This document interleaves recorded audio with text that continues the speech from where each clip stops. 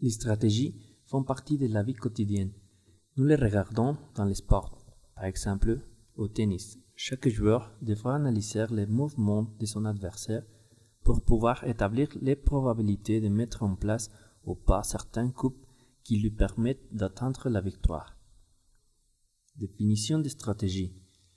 En reprenant Frida Díaz-Barriga, une stratégie est l'habilité qu'on a pour concevoir, préparer et diriger une affaire qui nous intéresse, afin d'atteindre un objectif ou un but. Elle implique avoir quoi, comment, quand et avec qui pour faire quelque chose.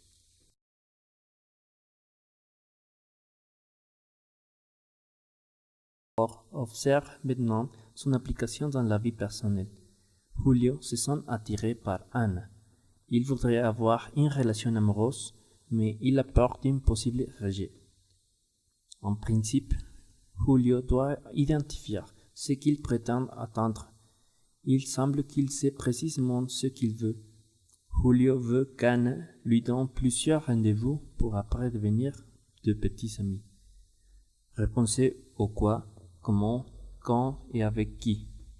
Julio prétend plaire à Anna, et par conséquent, il veut savoir comment il peut atteindre ceci en demandant directement à Anna ce qu'elle aime manger, si elle aime danser, quel type de fleurs elle préfère, bref, tout ce que Julio puisse faire pour la complimenter.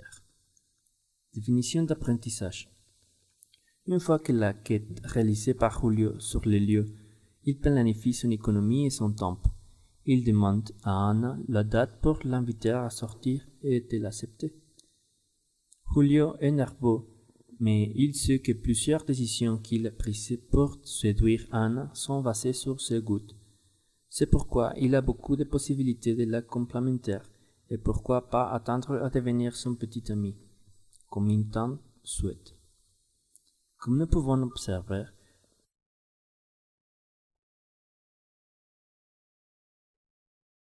Julio a généré et appliqué une stratégie pour obtenir l'amour d'Anna.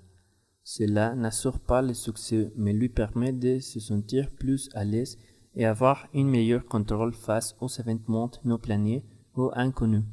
Alors maintenant, au contexte de la vie scolaire.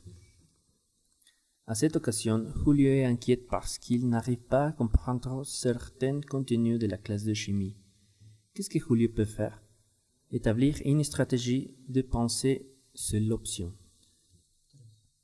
Julio décide alors de générer des pensées qui lui préparent aux défis auxquels il fait face et qu'il doit surpasser, pour éviter la frustration et en revanche atteindre ses buts en chimie, raison pour laquelle il génère sa propre stratégie d'apprentissage.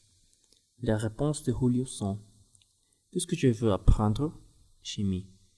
Comme je prétends le faire, en trouvant quelques thèmes que je ne comprends pas et en appliquant mon ou mon style d'apprentissage.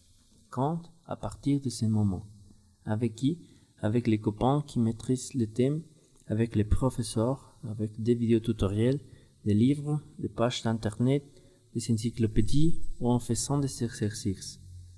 C'est ainsi que Julio s'est rendu compte de l'importance de la génération et application des stratégies dans la vie personnelle et scolaire.